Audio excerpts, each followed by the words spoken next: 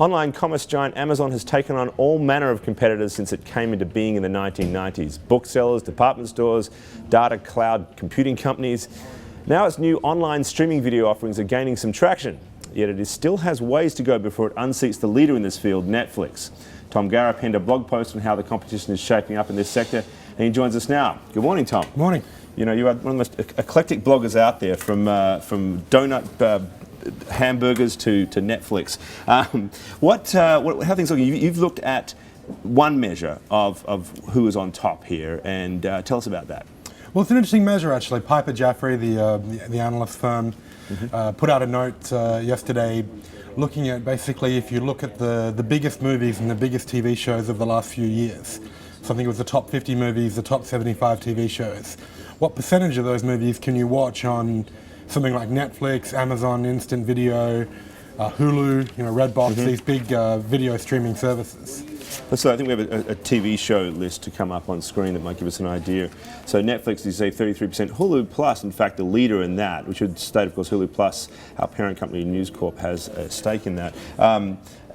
Amazon Redbox Instant quite further behind there. But why Hulu being a leader in that particular segment? Well, Hulu was always launched as a TV type play. It was launched, by TV companies, including our parent company. It was launched, basically to try and become an online TV channel. Netflix always, had the flicks. It began as a DVD rental service, so it's always had movies at its heart. So it's not really surprising that, Netflix is the biggest in video or movies, Hulu is the biggest in TV. What's really interesting is that Amazon isn't really making a big dent in either yet. And when you look at the companies that are doing both, it's really only Netflix that have a significant number of TV shows and movies, from the top movies of the last few years. Is it a first mover advantage from Netflix, or are they doing something right that Amazon can't quite pull off? Definitely there's a first mover thing going on. They've been in there for a long time. Amazon obviously has deep pockets, so it can buy up content. It famously bought out Downton Abbey, recently, and a big show from the last year, which it stole from, which we'll have exclusively. And the other thing that's going on with Netflix now is they're actually thinking, do we even want to have all the shows that everyone else has?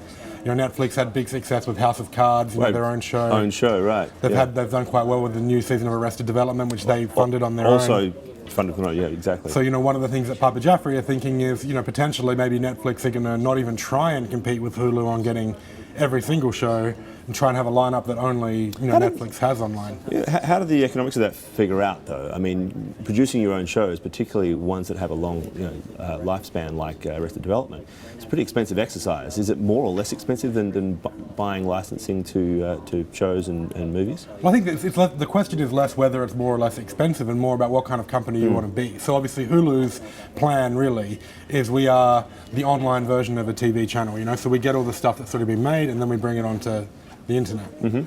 Netflix, on the other hand, they're trying to be more like HBO, exclusive content. You can only see it there. If you want to see it, you've got to pay for it. And so, what's Amazon supposed to do to try to lift itself out of this and push itself closer to the top? It'll be interesting to see which one of these kind of companies Amazon wants to go for. Do they want to be more like, a must-subscribe service where if you want to see something, you have to join Amazon? Or do they want to just become, almost a commodity-type service where everything in the world is available on Amazon and you pay for it by subscription? So it'll be interesting to see. I think right now, really what they need to do is just get more exclusive stuff or more things you have to go to Amazon for. All right, Tom. Thanks very much.